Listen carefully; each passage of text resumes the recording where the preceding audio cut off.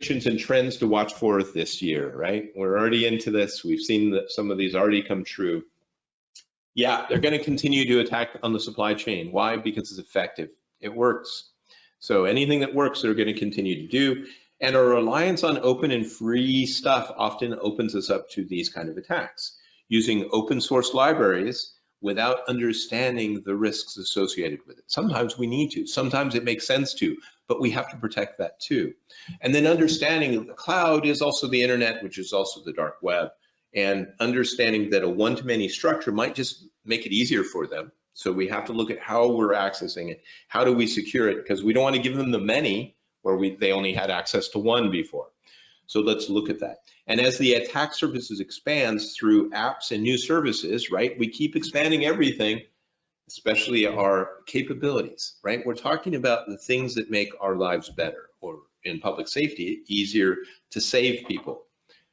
Also open us up to new attacks. But if we consider that as part of the process, how can we better defend that as we're building it, as we're creating these applications, as we're implementing these applications, as we're deploying the architectures they will reside on? We can build the cybersecurity into it, not as an afterthought, not optional, it's built in. Cyber threats will become increasingly sophisticated. Yes, we've seen them attack now, multi-factor, right? They're aware that we're using these techniques and they're attacking those techniques, especially if we're not using them as wisely as we should be. So really looking at it from beginning to end. Increase in multi-stage attacks too. In other words, things like polymorphism, where they cut the malware into pieces and deliver it up in different bytes and then it reassembles itself in memory. Really scary. Why? Because you don't know what it looks like as it comes through our existing security. So without monitoring, without other capabilities to take it to the next level, oh, they just get in. And they get in a way that we don't want them to. All right, some really scary numbers. 75 billion connected IoT devices, right? That's about 3.5 devices for every person on the planet, man, woman, and child. Amazing. And so if you imagine, those numbers are big. What if I told you up to 10% of those devices are hacked?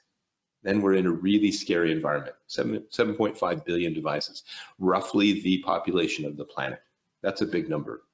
When we talk about 1 million additional costs for data breaches when remote work was a factor. Well, COVID did that to us, right? We all became remote work and we saw an additional cost to that, of course. And the bad guys attacked us, right, in new ways. Why? Because we relied more remotely. And so they're remotely, guess what? They're going to attack us. 2 million increase in healthcare breaches. That's on the average breach. 1.19 million difference in data cost breach for those who didn't implement hybrid cloud security for those who did. In other words, if you start implementing security, even whether it's hybrid, et cetera, in this case, it's a great example, we can reduce the cost immediately. So if it's cost is the reason you didn't do it, and we can say, well, it's actually going to save you money, guess what? Let's do it sooner rather than later. That's our argument. 27% increase in cyber attacks related to data compromises. They're going after our info. They're going after us where it hurts the most. 2025, when research group Gartner believes cyber attacks will use regulatory killware, something designed to break something permanently. Take it off. You're not going to ever use that server again. What? Yeah, they can do that. It's hardware-based attacks. They can get into the hardware and really affect us in negative ways. That's the future, folks. So let's be aware of it and let's defend against it before we do it. 10.5 trillion expected cost of cyber damages worldwide by 2025. We're talking about the gross national product of a country, $10.5 trillion. That's an amazing number. That's a huge effect. So let's look at how we're going to defend ourselves before then, right? And as we get into it.